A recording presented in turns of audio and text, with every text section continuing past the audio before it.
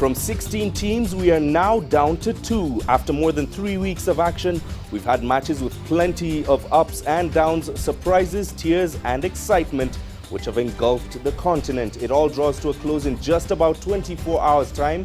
Will it be Côte d'Ivoire or Ghana? Hello and a very warm welcome to Match Point, the weekly program here on CCTV Africa that focuses on all things African sport. Thank you for joining us wherever you're tuning in. I'm Mahe Mutwa. Also coming up in the next half hour, Uganda's Lady Cranes hope to have a better show at the Netball World Cup in Australia later this year. And we catch a rare glimpse into the Egyptian Drifting Championship.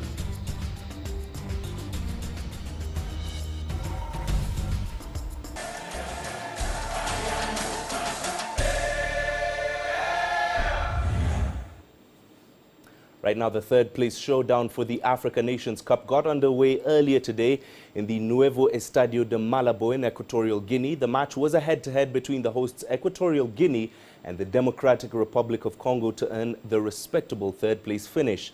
Now, neither side found the back of the net after the first 45 minutes as well as the second 45 minutes of action. So that match went into a penalty shootout, and we will keep you updated once the match is over. Now the stage is set for tomorrow's Africa Cup of Nations final between Ghana and Côte d'Ivoire. Both teams have endured a grueling campaign to reach the finals, starting with a lengthy qualification process followed by the tournament that kicked off on January the 17th. Now the Ivorians silenced their critics, reaching this far in the wake of Didier Drogba's retirement, while Ghana got to the final under a new coach. Both have marked an incredible turnaround after a disappointing World Cup last year, and it's all set to come to a head in Bata tomorrow. The only thing that matters for the Elephants, who are on the brink of ending a 23-year wait for the trophy, is winning a second trophy they last won in 1992. On that occasion, Côte d'Ivoire beat Ghana 11-10 on penalties after the match ended goalless in Senegal. They have also featured in 2 more finals, losing in 2006 and 2012. It is something that the players are aware of this time round. I think it's been a long time since Ghana and Ivory Coast were in the final. It's something that marked the history of our country. That's when we won the cup. But we aren't superstitious. But I think we want to make history too. And we have an opportunity in a day's time. And we hope to seize this opportunity. We are very motivated because we have a good team. It's true that we have lost 2 finals, but that's history. We need to live in the present. Tomorrow is another final, another chance to achieve glory. So I pray to God and hope that this time will be the good result. The tie is also special for coach Hervé Renard, who is gunning to become the first coach to win the trophy with 2 different teams. For the man in charge, the priority tomorrow will be Ghana's forwards. En ce qui nous concerne, bien fermer les joueurs qui sont offensivement. As far as we're concerned, we need to close down the Ghanaian attackers who are very, very important. You know, the person who gives rhythm to this team is Andre Ayew, who's actually in very good shape. On the right, Christian Atsu, and the midfield, Mubarak Wakaso. These are the players who are able to make last-minute passes to score goals. And for free kicks, they also have very solid players. But we have the same advantages, so it will be very tight. It will depend maybe on the free kicks. For Ghana, the final will be an exciting affair, according to head coach Avram Grant, in his first major tournament in charge. We need to prepare for everything. We need to prepare for any situation that can be in the game, and also for penalties. So we will prepare ourselves. You know, to prepare for penalties is very difficult because even if you train, in the training it's not like you come in front of the supporters and everything. So it's a lot also of psychology about this. But step by step, we come to the game. Maybe it will be decided in 90 minutes. I don't know, maybe 120 minutes. Ghana are playing in a record 9th final in the tournament's history.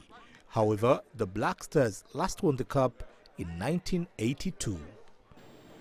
Wazir Khamsin, CCTV. Right now, as we heard there, tomorrow will be a clash of neighbors as the Ghana Black Stars and the Elephants of Côte d'Ivoire meet in Sunday's final. Of course, this isn't the first time that the two have clashed at this stage of the tournament. The atmosphere in the Ghanaian capital, Accra, has been building up to the big match. And as Katerina Vitozzi found out, Ghanaian fans are convinced that this time around, things will end in favor of the Stars. At this market stall, sellers are preparing for brisk business. The Ghana Black Stars cruised to a 3-0 victory in the Afcon semi-finals over host Equatorial Guinea. With Sunday's final rapidly approaching, fans here are already preparing for a party. Performances is very good. Our players are playing well, so I hope Sunday we are going to bring the cup to the Ghana. Oh, definitely. I have a confidence Ghana can win on Sunday. But now the players are united. There's no division among them. And we are yearning for the cup to come back to Ghana. Between Ghanaians and their dreams of tournament triumph stands Côte d'Ivoire. There's no love lost between the West African neighbours. This coming Sunday match is a revenge match. On 1992, we made the Ivorians in the finals and they beat us. So this is the time for revenge, especially for the Ayew brothers, because their father is in that match when we lost against the Ivorians in the finals since '92. So it's a revenge time for the Black Stars and the Ayew brothers. It's been 32 long years since the Ghana Black Stars brought the African Cup of Nations trophy back home here to Ghana. And although fans say they are confident about their eventual win on Sunday, experts are a little bit more concerned about two key names on the Ivorian team sheet, Yaya Toure and Wilfred Bonny. The Ivorian strikers both play club football for English Premier League side Manchester City. Football blogger Farid Ibrahim Idrisu says these big-name players will test the Black Stars' mettle. They have to be nervous. I mean, these are stars in their own right. Yeah, Toure was just recently voted African Best Player. Bonny is just signed for City at a very high price, and I mean, naturally, psychologically, he will play on the boys. But I want to believe our boys are also stars in their own right. We have the Didier Ayus, we have the Christian Achu, who is himself a Chelsea player. But then that shouldn't be too much of a focus. I mean, because it's an 11-man game and not a 2-man game. Black Stars, Ghana Black Stars, Ghana Black Stars. After embarrassments on and off the pitch at last year's World Cup, Black Stars fans had all but given up hope on their national team ahead of this tournament. But with silverware in their sights, Ghana is once again united behind its Black Stars. Katerina Vitozzi, CCTV, Accra. Right, so plenty of excitement building up in Accra. Just one day left until we know who wins this year's edition of the Africa Cup of Nations.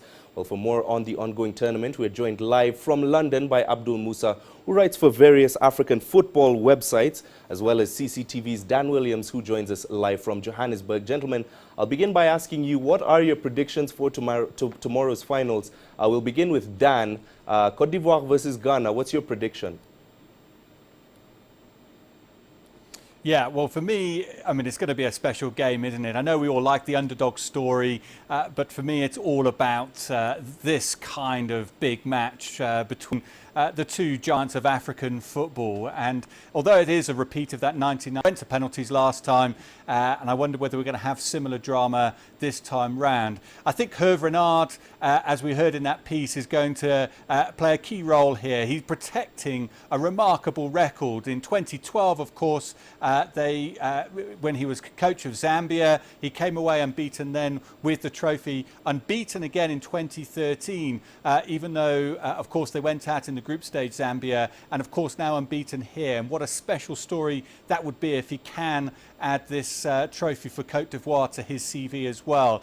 And can Yaya Toure, for example, make it a third time lucky after missing out in the finals in 2006 and 2012? So for me, I think because of the Hervé Renard factor, because of Yaya Toure trying to win that trophy finally at last, and because of the firepower they've got up front in Wilfred Bonny and Gervinho, for me, it's Côte d'Ivoire. All right, Dan, so you say the Ivorians have the upper hand. Abdul, let's come to you. Same question. Yaya Toure and Gervinho on one side, Asamoah Gyan and Andre Ayew on the other. Who will carry the day tomorrow in Bata? Well, we all know it's going to be a really tight match tomorrow, but I'm personally also tipping Ivory Coast simply for the progression they've made throughout this tournament. I think that they've gone better and better as games has gone on. Hervé Renard has really managed to sort out the defensive frailties for Ivory Coast, and key players such as Wilfred Bony, Gervinho and Yaya Touré are really starting to find their feet and perform at their best, which they will need tomorrow. So I'm personally tipping the Ivory Coast tomorrow. All right, let me come back to you, Dan. Now, you've covered several an Afcon finals before. What has been your assessment of Equatorial Guinea as hosts this year? Yeah, well, back in 2013, CAF called South Africa's hosting of the tournament as the best ever, and I don't think CAF will be saying the same about this tournament. If you look at the positives, well, it's simply that they managed to stage this tournament at all. Of course, they hosted it, were granted the hosting rights at the 11th hour after Morocco pulled out because of those that Ebola fear. So just for that one reason alone, you have to give Equatorial Guinea a pat on the back. The local organising committee have had a number of problems. I think it has been quite a difficult tournament because of that. We knew that there would be some of those issues, but by and large they looked like they were going to get away with it, and that then of course brings me to the negative. And of course, unfortunately, the semi-final between Equatorial Guinea and Ghana, the violence that we saw in that match, and unfortunately that's cast a long shadow over this tournament and of course over African football as a whole, and that's a real shame. We've had some wonderful games, some great goals and some wonderful play, but unfortunately because of those images, this tournament I fear will go down as a bit of a mess, as a bit of a disaster, and all we can hope for, I think, as we move forward into the final is that we have such a sensational final that it perhaps takes away the edge of some of the scenes that we saw midweek. All right, let me bring that. You've touched obviously on the negatives. Let me bring that question to you, Abdul. Obviously, the tournament wasn't all smooth sailing. We did see the ugly events in that semi-final. We've had this in Egypt. We've had this here in Kenya, in Cameroon as well. We don't seem to learn. What exactly can the continental body do to bring sanity to the good game? I think that the continental body and football associations across the tournament really need to make sure they enforce the appropriate security measures, especially in big events and big games where crowd disturbance is likely. I think if you look back at the Ghana versus Equatorial Guinea last Thursday, I think that it was evident that no security measures were put in place, and the way it was dealt with was a shambles, to say the least. It's really sad to see that the tournament brought to shame like this, especially at the semi-final round. So I really need to make sure that they ensure the security measures tomorrow in the final, where the whole world will be watching. So I think that they need to. I think that Ghana. I think that So if they're not able to ensure that security measures are put in place, that games should be played behind doors like they have been in Egypt for the last 2 seasons. All right, finally, very quickly, Abdul, obviously the Africa Cup of Nations has become one of the big staples of the Africa Cup of Nations is the huge number of foreign coaches. The Democratic Republic of Congo, who made it all the way to the 3rd place match, managed to get to the semi-finals. What can you say about Florent Ibenge and local coaches in general? I really don't buy into this argument of local coaches versus foreign coaches, that local coaches should have the priority of taking over the national team. I think it's in the best interest of the country and the national team that the man that's suitable for the job based on skill and experience should take over. But going back to Florent Ibenge, I think he is one of the best football coaches at the moment in Africa. Not many know that he is also the coach of AS Vita Club in Congo and led them last season to the CAF Champions League final, as well as managing DRC, and managed to lead them to this tournament from a really tough group which included the Cameroon and Ivory Coast. So getting to the semi-final of this tournament is obviously a great achievement for him and for the country in general. All right, thank you very much for that lively discussion, gentlemen. We were, of course, speaking there to Abdul Musa, who writes for various African football websites in London, as well as CCTV's Dan Williams in Johannesburg.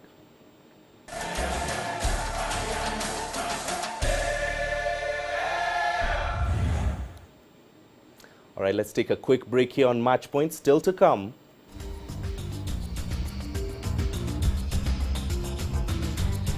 Uganda hope to have a better show at the Women's Netball World Cup in Australia later this year.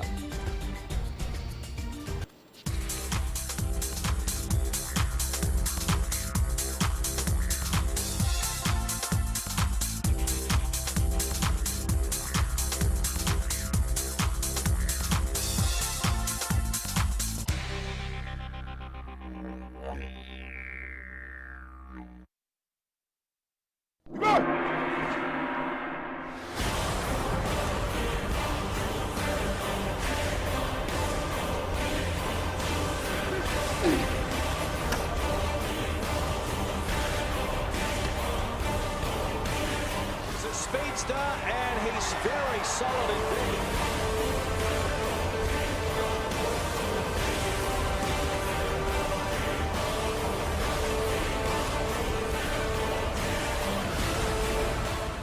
David Rudisha, 1:40.91 is shown on the clock.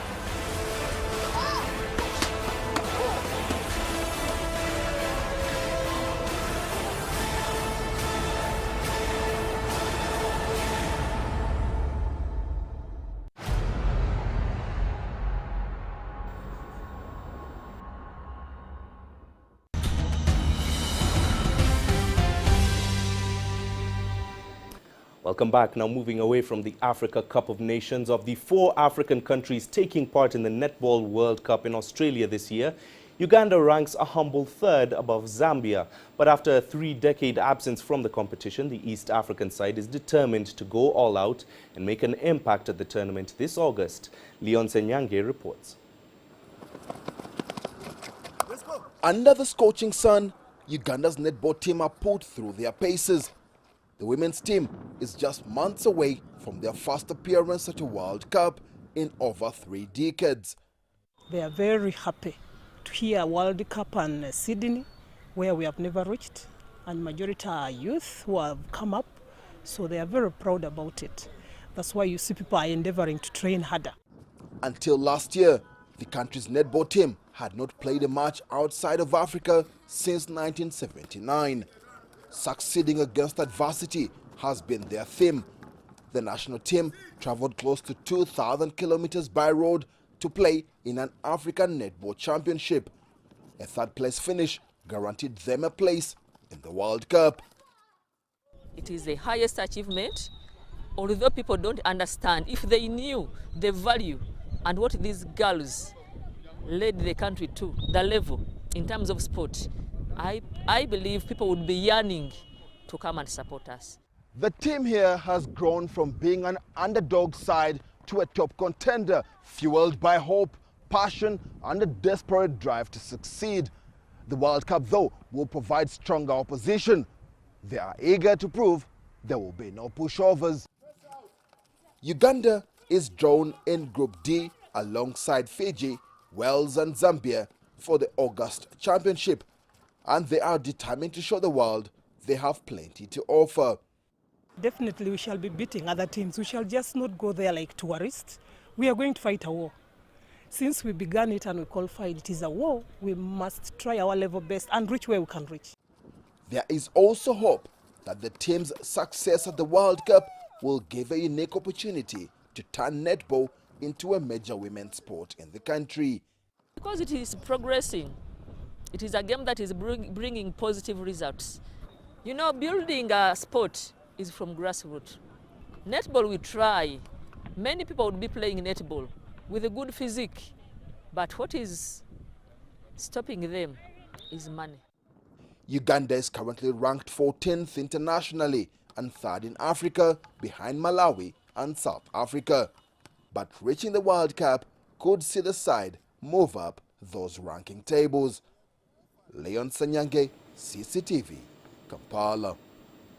Well, before we go any further, here's just a quick update from Equatorial Guinea, where Democratic Republic of Congo, led by the man we were talking about just now, Florent Ibenge, have just bested the hosts Equatorial Guinea 4-2 on penalties. So Democratic Republic of Congo finished 3rd in the Africa Cup of Nations. Moving on, Kenya moved 2 places up in the World Rugby 7 series after picking up 10 points at the 4th leg of the circuit in New Zealand. Kenya reached their first main cup quarter-final of the season but eventually lost to the Blitzbokke of South Africa before losing the plate semi-finals to Australia.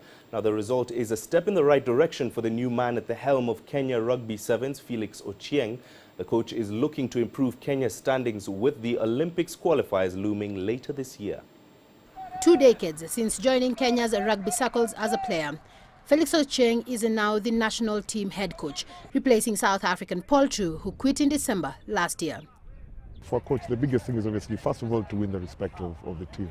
But Ochieng isn't new to the team's management. He has held an assistant coach position for almost a decade, working under 4 coaches, including Englishman Mike Friday. Experience has been good, and it obviously helped me, especially, understanding the players, understanding the Kenya setup. Now, with regards to bringing all these things together, I think I needed a little bit more time, but obviously there's no time because I've taken over halfway through the season. And I think I'll build on their structures and their plans going forward. I think more so is, I really admire the thermostat kind of management. When the temperatures are high, it tries to cool it down. When it's cool, it makes it hot. So that's obviously my mantra going forward this particular season. And that will obviously be my style that I'll try and incorporate. It is this experience Kenyan fans will hope can help turn around the fortunes of their team. Ochieng takes over when Kenya is fighting to get off the relegation zone in the World Series. Retaining Graham Benz and Vuyo Zanga, who are part of True's management team, has made the burden he now carries lighter. A huge positive for the team. It's a huge monkey off my back in regards to having a management that's as professional as them. Those who have been advocating for hiring of foreign coaches for the national sevens team have often argued that a local coach would be subject to selection impartiality because they are affiliated to clubs and might also face a challenge in enforcing strict discipline in the team. It's obviously a stereotype going into Kenya to that regard. I think I cannot take credit away obviously from the current foreign coaches in terms of the countries that they come from dealing with structure. But at the end of the day, obviously, I know it's important for people to see local coaches, but it's important to see a breed. I think we're also setting new standards, in Kenya with regards to us being able to work going forward. So my vision for this time, in the short term, is to ensure that we improve on our performance, starting from training, starting from consistency, starting from having the best players, both young, old.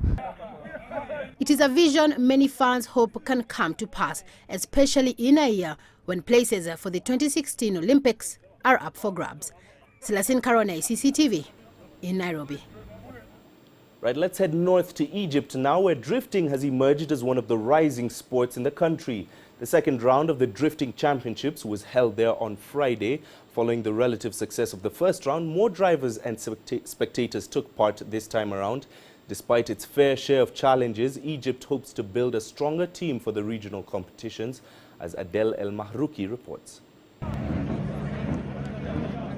The best cars in Egypt have gathered. They have prepared like no competition before. Because the country is hosting a unique championship this year. At least for Egyptians. Yeah, the first pure Egyptian competition with Egyptian management and Egyptian drivers. Our vision is to achieve some really nicely qualified drivers to be on the level of the competition of the Middle East, at least so far, because we are far behind and we are trying to catch up. Drifting has become a trend in Egyptian motorsports. It started 5 years ago with international companies being the main players in organizing competitions around the country. But as this is the first where Egyptians are taking the lead,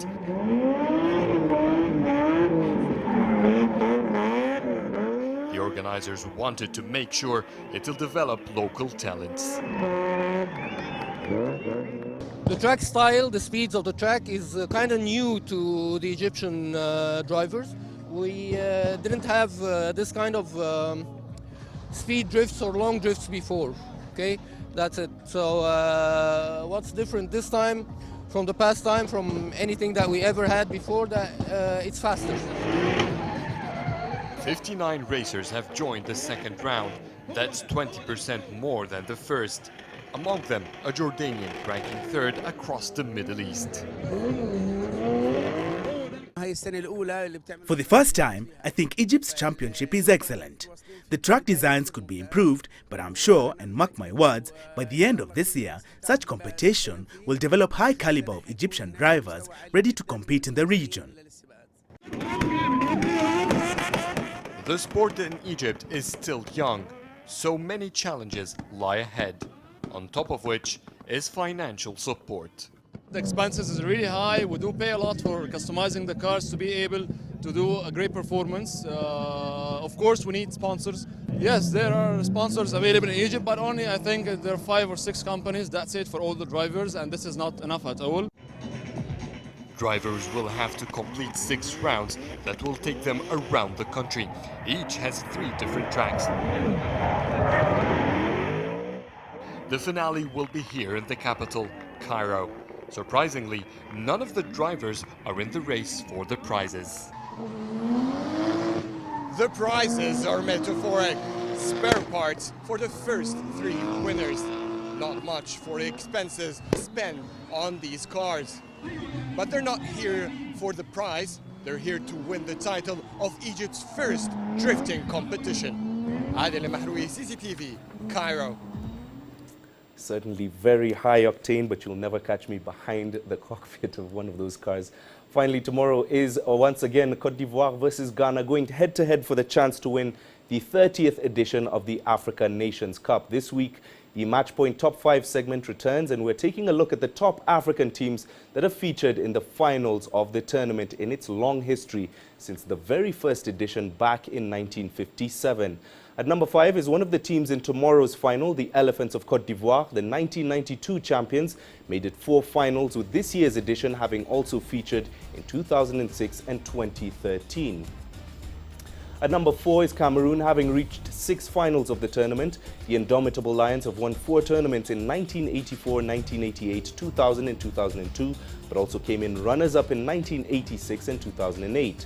The Super Eagles of Nigeria are in at number 3 with 7 appearances in the finals. The 3-time champions hosted in 1980 and 2000, winning the former and losing the latter. They are, of course, the defending champions until tomorrow, when a new champion will be crowned. Surprisingly, the most prolific team on the continent is only at number 2. Egypt have won the most number of Afcon titles, but have not featured in the most finals. So at number 1, the team that is featured in most Africa Cup of Nations finals is Ghana. Until Thursday, they were tied with Egypt on 8 finals, having won 4 and lost 4. But their win over Equatorial Guinea now makes them a record 9-time finalists. Of course, if they win, that will hand them a 5th continental title, their first since winning it in 2010. Well, that's it for this edition of Matchpoint. Remember, you can send your feedback to us, matchpoint@cctv.com. That's our email address. You can also visit our Facebook page, CCTV Africa, or stay in touch with us on Twitter. The handle is @CCTV News Africa. Thanks for watching. We'll leave you as always with some images from the sporting highlights this past week.